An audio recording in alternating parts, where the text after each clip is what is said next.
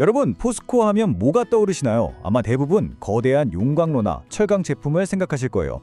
네, 맞습니다. 그런데 만약에 그 포스코가 사실은 전기차 시대를 이끄는 핵심 기업이라면 어떨까요? 오늘 우리가 알던 포스코의 이야기가 얼마나 극적으로 바뀌고 있는지 한번 제대로 파헤쳐 보겠습니다. 자, 지금부터 자세히 한번 들여다보죠. 왜냐하면 대부분의 사람들이 그냥 철강 회사로만 알고 있는 이 기업 안에 사실은 전기차 혁명을 이끌 수십억 달러짜리 성장 엔진이 숨어 있기 때문입니다. 포스코의 이야기는요, 마치 한 지붕 아래에 전혀 다른 두 회사가 같이 사는 것 같아요. 하나는 우리가 익히 아는 아주 단단한 철강 거인이고요. 다른 하나는 미래를 향해서 질주하는 배터리 선구자죠. 오늘 우리는 그 두 얼굴을 모두 만나볼 겁니다. 첫 번째, 철강 거인의 비밀입니다. 과연 용광로 너머에는 어떤 이야기가 숨어 있을까요? 포스코의 정체성은 수십 년 동안 철강으로 만들어졌고 이 분야에서 정말 엄청난 성공을 거뒀죠. 이 기록만 봐도 포스코가 전통 산업에서 얼마나 압도적인지 알 수 있습니다.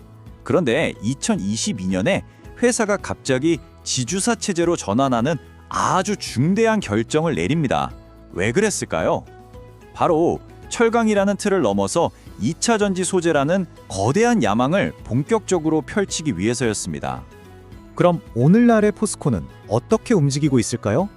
이 회사를 제대로 이해하려면요, 전혀 다른 두 개의 엔진을 봐야 합니다. 바로 캐시카우와 성장 엔진입니다. 자, 매출 비중을 한번 보세요. 여전히 철강이 절반 이상을 차지하면서 굳건하게 버티고 있죠. 하지만 포스코의 진짜 미래는 나머지 48%를 차지하는 이 친환경 인프라와 2차 전지 소재 사업에 달려있다고 해도 과언이 아닙니다. 바로 이게 포스코의 핵심 전략이에요. 안정적인 현금 창출원, 그러니까 캐시카우인 철강 사업에서 번 돈을요, 미래의 폭발적인 성장을 이끌 성장 엔진, 바로 2차 전지 소재 사업에 집중적으로 쏟아붓는 거죠. 세 번째, 배터리에 대한 거대한 베팅입니다. 포스코가 이 미래에 얼마나 진심일까요?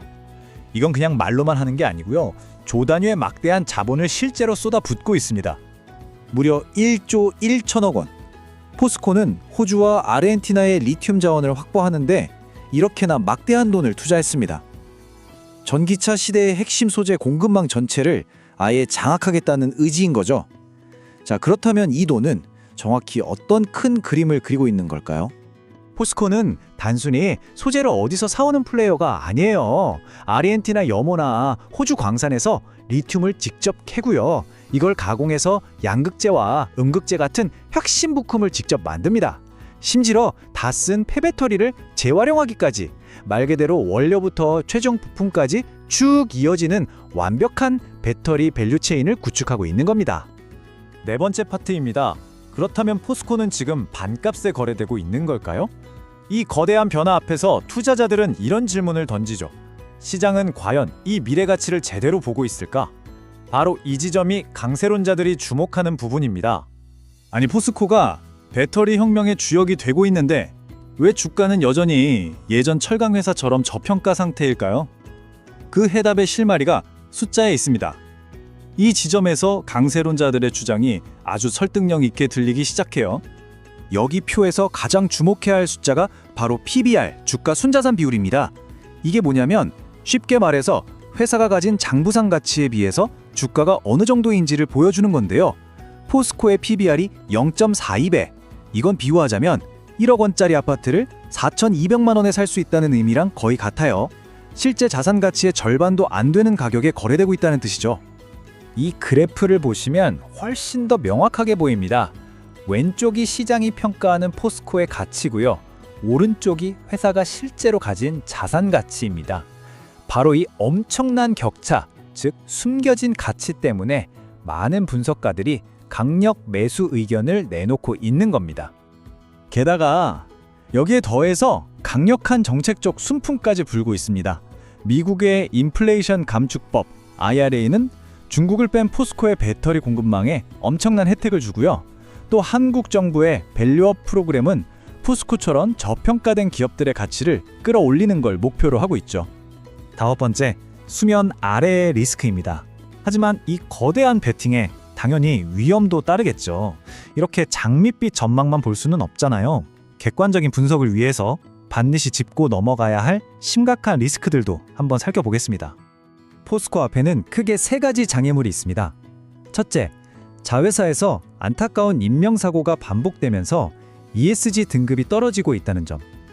둘째, 탄소 배출이 많은 철강 사업 때문에 글로벌 친환경 펀드들이 투자를 꺼리는 기후 리스크.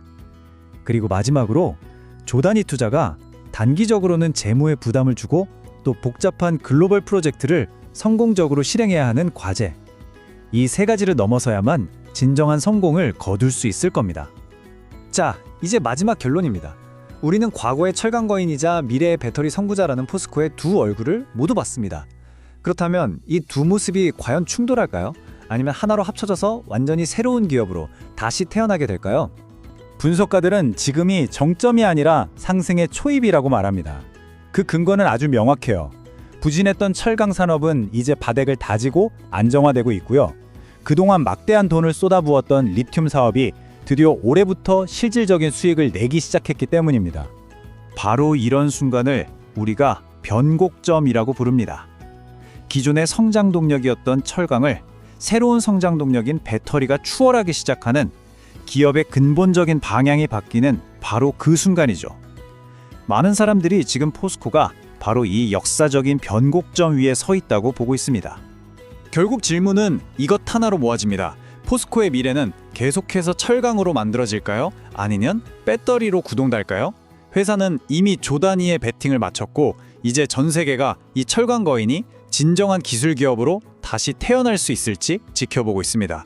오늘 분석에서 여러분이 꼭 기억하셔야 할 한 가지는 이겁니다. 어쩌면 몇 년 뒤에 우리가 아는 포스코는 지금과는 전혀 다른 이름으로 불리고 있을지도 모릅니다.